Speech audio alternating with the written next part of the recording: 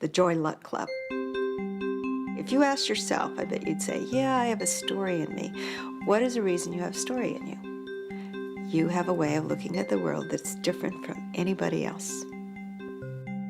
There really was a Joy Luck Club, and it was a group of Chinese friends who had immigrated to this country, and they got together. They played mahjong, and they played cards, and they cooked Chinese food at midnight, and we kids would get up and get some of the food. So we grew up Joy Luck. That's very ordinary words to me. I wrote letters when I was a kid. I gave myself a different name, Effie Mae Hoodwinkle. I don't know why I chose that name. Effie Mae Hoodwinkle had many adventures. She could fly. Starting at about the age of 8, I used to read the thesaurus. I remember this one word that I thought was the most exciting word that day, and it was precipitous. And what I could see with that word was a sense of danger and my standing on the edge of a cliff and falling. I always grew up with this sense of danger, I think, because my mother had so many warnings. I had to be careful crossing the street. And she said, you don't watch out, somebody to run you over, smash you flat, just like one of those pom-pom fish, you know, 2 eyes, both one side of your face. You know, and it's a horrible image, you know, but that's how she would say things, very visceral, very almost violent imagery. The first time I entered a library, it was this giant brick building. I walked in and the ceilings were huge. The room echoed, and there were so many books there.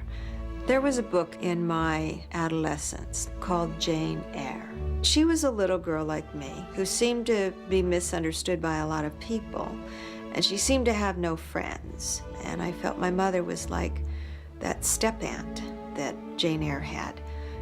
My mother, she had been my ally. She had been the one who protected me the most. And she was also my enemy. She was the one who could wound me with any little thing she would say.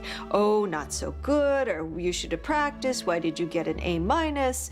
You know, they would be so wounding, and I felt I could never satisfy her. I could never, you know, meet her expectations, so why should I even try? I had taken an IQ test when I was 6 years old, and the psychologist gave the results to my parents, and she said I could become a doctor. And I believed that as well. It never occurred to me that I should challenge it until I was out of high school.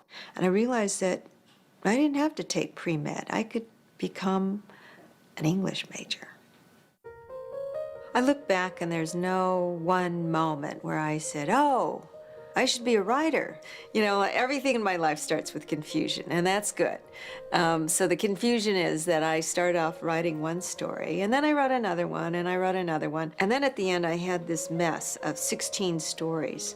My editor looked at them, and she said, they're about mothers and daughters. It was as though the craft of writing had tricked me into thinking about things I hadn't thought about. And that's what I think writing is about, discovering things that you never could express. Here's a story about a secret and something a mother never told her daughter that was so important. Now her mother is dead.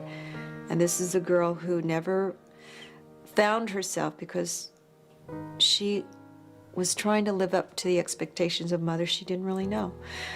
The story about Su Yuan leaving her girls behind, the twin baby girls, that had some basis in my mother's life. She left behind 3 daughters in China. And I realized that I had to understand more of what that was.